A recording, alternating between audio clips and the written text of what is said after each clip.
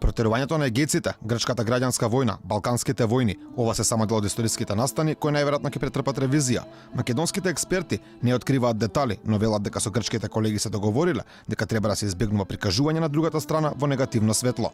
Во учебниците треба да се избегнува третирање на другата страна, едната према другата, значи во двете насоки, она што представува анимозитет, она што представува непријатност за да се чуе и да се образуваат новите генерации.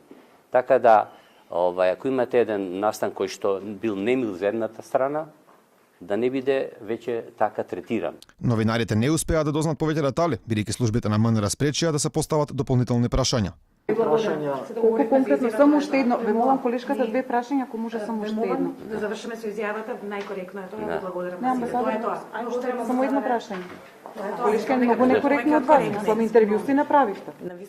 Ај, последно. Фала многу.